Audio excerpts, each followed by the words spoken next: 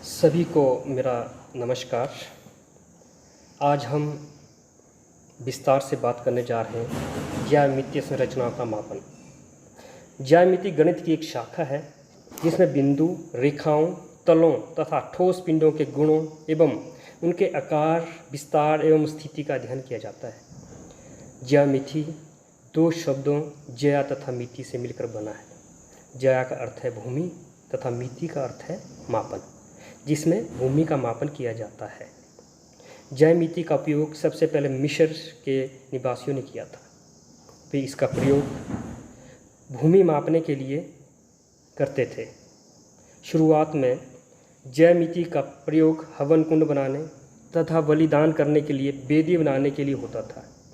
भारत के आर्यभट्ट, भास्कराचार्य और विशेषकर ब्रह्मगुप्त ने ज्यामिति क्षेत्र में महत्वपूर्ण योगदान दिया है। थेल्स और पाइथागोरस प्रमेय का उपयोग आज तक महत्वपूर्ण समस्याओं को हल करने के लिए किया जाता है। प्राचीन काल में यूनान के प्रसिद्ध दार्शनिक प्लेटो ने अपने निवास स्थान के बाहर प्लेट लगा रखी थी जिसमें लिखा था, who knows not geometry let him not enter here. इस अध्याय में हम बात करेंगे ज्यामितीय संरचनाओं का मापन, मेजरमेंट ऑफ ज्योमेट्रिक शेप। ज्यामितीय आकृतियों के मापन में दो बिंदुओं के बीच की दूरी को मापना होता है। ज्यामिति में मापन का अर्थ रेखाओं व कोणों को मापने से है। मापन में भुजाओं व कोणों के आधार पर ही पूरी ज्यामिति आधारित है। अन्य ज्यामितिक आकृतियों का मापन, जैसे किसी आकृति का परिमाप, क्षेत्रफल का मापन, इस मापन को क्षेत्रमिति में पढ़ते हैं। त्रियामी ज्यामिति में आकृतियों का मापन पृष्ठीय क्षेत्रफल, आयतन, द्रव्यमान व धारिता का क्षेत्रमिति व आयतन मिति में पढ़ते हैं।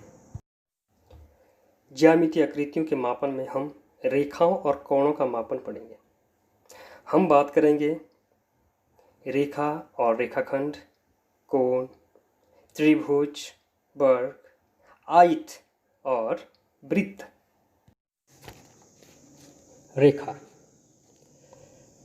रेखा जिसके दोनों सिरे अनंत लंबाई तक आगे बढ़े और कोई छोर नहीं, वह रेखा है। तथा दो निश्चित बिंदुओं के बीच खींची गई रेखा को रेखाखंड कहते हैं। रेखा या रेखाखंड को मापने के लिए रूलर तथा टेप का उपयोग किया जाता है। कोण। In plane geometry, an angle is the figure formed by two rays called sides of the angle, sharing common end point called the vertex of the angle. यदि कोई रेखा अपने एक सिरे को स्थिर रखकर घूमती हुई अपनी स्थिति में परिवर्तन करती है तो रेखा के परिक्रमण की माप को कोण कहते हैं। जैसा कि आपने चित्र में देखा, कोण AOB बराबर है x डिग्री। कोण को अंशों में दर्शाया जाता है। भिन्न भिन्न कोणों को मापने के लिए हम चांदे का इस्तेमाल करते हैं, जिसमें कोणों को अंशों में मापते हैं, जैसे 60 डिग्री, 90 डिग्री, 120 डिग्री इत्यादि। त्रिभुज, जैसा कि नाम से ही स्पष्ट है, तीन भुजाओं अर्थात जिसमें तीन भुजाएं तथा तीन शीर्षों और तीन ही अंतःकोण हो, त्रिभुज कहलाती है। त्रिभुज के तीनों अंतःकोणों का योग 180 डिग्री होता है। त्रिभुजों का वर्गीकरण कोणों के आधारों पर। न्यून कोण त्रिभुज, ऐसा त्रिभुज जिसके तीनों कोण न्यून अर्थात 90 डिग्री से कम हो, न्यून कोण त्रिभुज कहलाती है। जैसा आप पिक्चर 1 में देख रहे हैं, पिक्चर 1 में त्रिभुज के तीनों अंतःकोण जैसे कि 80 डिग्री, 50 डिग्री, 50 डिग्री, तीनों कोण 90 डिग्री से कम है, इसलिए इसे न्यून कोण त्रिभुज कहा जाता है। Acute triangle is a triangle with three acute angles. अधिक कोण त्रिभुज वह त्रिभुज जिसमें एक कोण 90 डिग्री से बड़ा हो. Obtuse triangle is a triangle with one obtuse angle and two acute angle. जैसा कि आप चित्र नंबर 2 में देख रहे हैं, एक त्रिभुज बनी है और इसका जो कोण B पर है वो 110 डिग्री का है, तो इसलिए ये अधिक कोण त्रिभुज है. समकोण त्रिभुज एक ऐसा त्रिभुज जिसका एक कोण 90 डिग्री का हो. Right angle triangle in which one angle is a right angle. जैसा कि आप चित्र नंबर 3 में देख सकते हैं, ABC एक त्रिभुज दी गई है जिसका B कोण 90 डिग्री का है, इसलिए इसको समकोण त्रिभुज कहेंगे. ये था कोणों के आधार पर त्रिभुजों का वर्गीकरण. अब हम बात करेंगे भुजाओं के आधार पर त्रिभुजों का वर्गीकरण. भुजाओं के आधार पर त्रिभुजें 3 प्रकार की होती है: समबाहु त्रिभुज, समद्विबाहु त्रिभुज, विषमबाहु त्रिभुज. समबाहु त्रिभुज ऐसा त्रिभुज जिसकी तीनों भुजाएं समान हो, समबाहु त्रिभुज कहलाती है. Equilateral triangle is a triangle in which all 3 sides have the same length and each has equal angle, each measures 60 degree.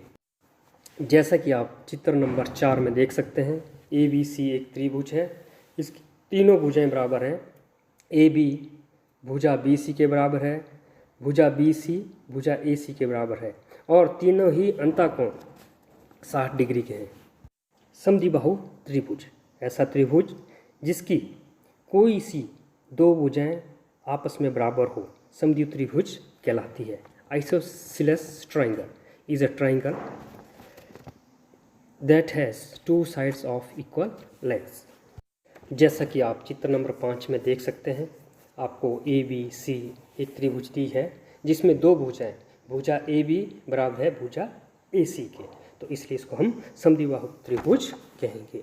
विषमबाहु त्रिभुज ऐसी त्रिभुज जिसकी कोई भी भुजा आपस में बराबर नहीं है, ऐसा त्रिभुज जिसकी तीनों की तीनों भुजाएं आपस में असमान हो. Scalar triangle is a triangle in which all 3 sides have different lengths, also the angle have different measures. जैसा कि आप चित्र नंबर 6 में देख सकते हैं कि आपको एक ABC त्रिभुज दे रखी है जिसमें तीनों की तीनों भुजाएं आपस में बराबर नहीं है, इसलिए इसे विषमबाहु त्रिभुज कहा जा सकता है. ये थे भुजाओं के आधार पर और कोणों के आधार पर त्रिभुजों का वर्गीकरण. तो त्रिभुजें 6 प्रकार की होती है.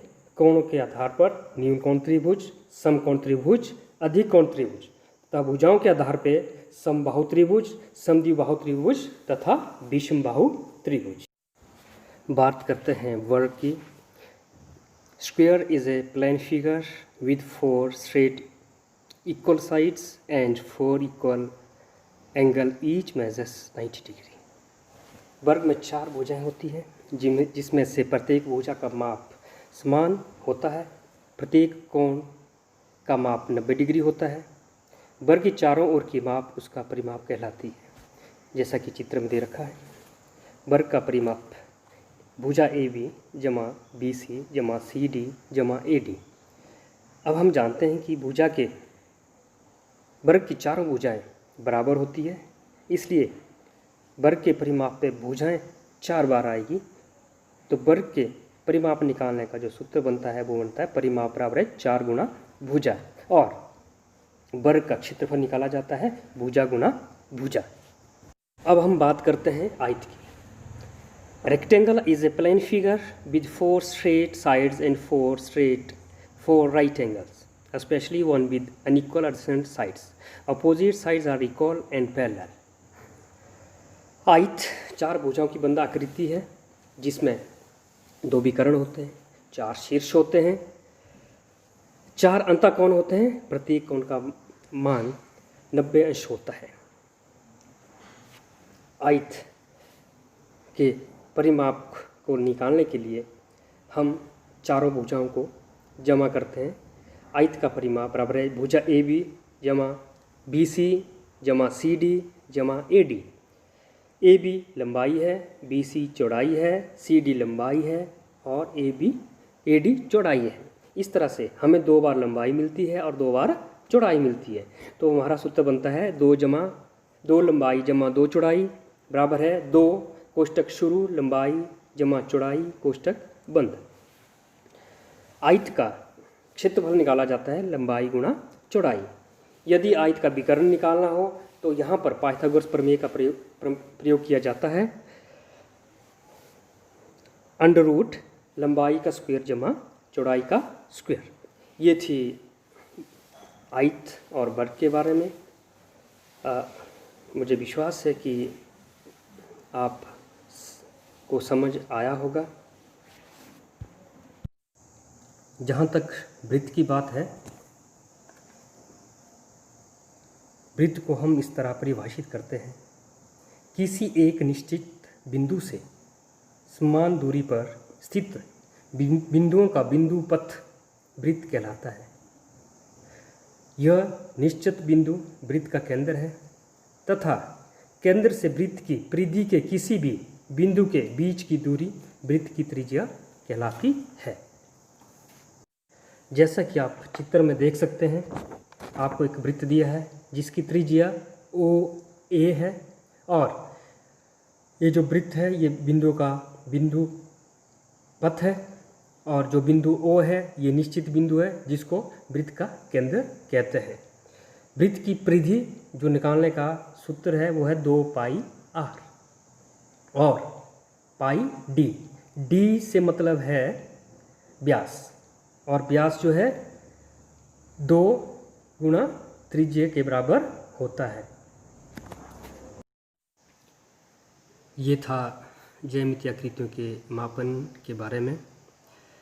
ज्यामिति शिक्षण से विद्यार्थियों में तर्क शक्ति का विकास होता है, दैनिक जीवन की समस्याओं को हल करने में सहायता मिलती है, आकृतियों की समरूपता तथा सर्वांग समता के बारे में पता चलता है, पाइथागोरस का प्रमेय का प्रयोग कैसे करना है और कब करना है इसके बारे में जानकारी मिलती है, वृत्त का विस्तृत ज्ञान प्राप्त होता है, ज्यामितीय उपकरणों का प्रयोग करने में सक्षम होते हैं, मापने में सहायता प्रदान होती है। तो ये सब आज हमने संक्षिप्त में ज्यामितीय संरचनाओं का मापन के बारे में पढ़ा। आप सभी का धन्यवाद।